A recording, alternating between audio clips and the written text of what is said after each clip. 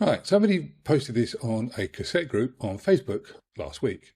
They'd bought a tape, put it in their deck, hit record, and ended up with what sounded like two recordings, one on top of the other.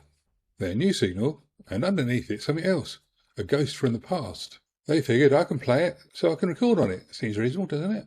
And before we go any further, that logic isn't stupid. It makes a kind of sense, doesn't it? If a tape player will play a tape, why would there be a problem? The transport runs, the heads make contact, everything spins, so why wouldn't a recording work? The answer is in the tape itself, specifically what it's made of, and what it takes to wipe it clean. That's the difference.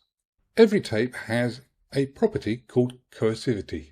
Think of it as the stubbornness to change what's recorded on it, or put it another way, how easy it is to magnetize. Type 1 ferrite, your standard tape, is relatively easy to push around. Your deck's erase head handles it without breaking a sweat. Type 4 metal tape, on the other hand, has a coercivity, or resistance to magnetism, roughly 3 times higher. It's like the difference between iron and stainless steel. It's 3 times harder to erase, and here's what the deck doesn't tell you. The erase head on a standard Type 1 machine can't even touch the magnetism on a Type 4 tape. And a Type 2 tape machine doesn't get very close either. Doesn't get anywhere near making enough magnetism to be able to erase the tape. Not close. I've been buying tapes since 1967. I remember them coming out. I've seen this exact problem more times than I care to remember. Here's where it gets interesting. And this is why the mistake feels so logical. Playback is passive. Your replay head is merely replaying what's already on the tape. It doesn't need to overpower anything. Signals on the tape are exactly the same as for any tape. But recording is different. Before your machine lays down a new signal, it has to erase the old one, and it has to take it out completely. On a Type 1 machine, running a Type 4 tape, that erase head is trying to push a boulder it was never built to move. The old signal doesn't disappear, it just sits under your new recording. That's your ghost. Right, so how did this happen in the first place? And more to the point, how do you make sure it doesn't happen to you? Look at the cassette shell. Type 1, no notches. Type 2, 1 notch. Type 4, that's in metal tape, there's a notch in the middle of the cassette shell. Your deck reads these notches if you've got a more recent one. I mean, they're all old, but if it's got it, it's got it. And adjust the bias and equalization accordingly.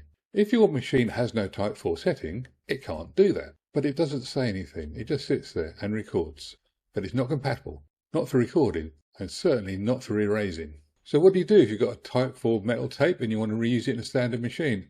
You need a bulk eraser. No, it won't work. You'll be given various advices, but it won't work. The fact is, you cannot record satisfactorily on a metal tape in a Type 1/Type 2 machine. You certainly can't do it in a Type 1 machine, and so my advice is don't actually bother. The wider point here is this. Physical compatibility and functional compatibility are not the same thing. That tape fits the machine, it plays okay. In fact, a metal tape will quite happily play on a Type 2 machine with the correct equalization. It will sound perfect.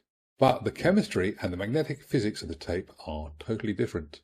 They were designed for different levels of electromagnetic force, and a standard machine just can't provide that. And if nobody had ever told you that, and there's no reason why they should, well, you'd never suspect the tape. You'd blame the deck. You'd blame yourself. You might post it on Facebook wondering why your recording sounds like 2 people talking at once. And the simple reason is because it is 2 people talking at once. Now, if this has saved you a tape or a session, hit the like. It genuinely helps. Questions about tape, types, or anything else on the deck, drop them below. I do read every one. And thanks for watching.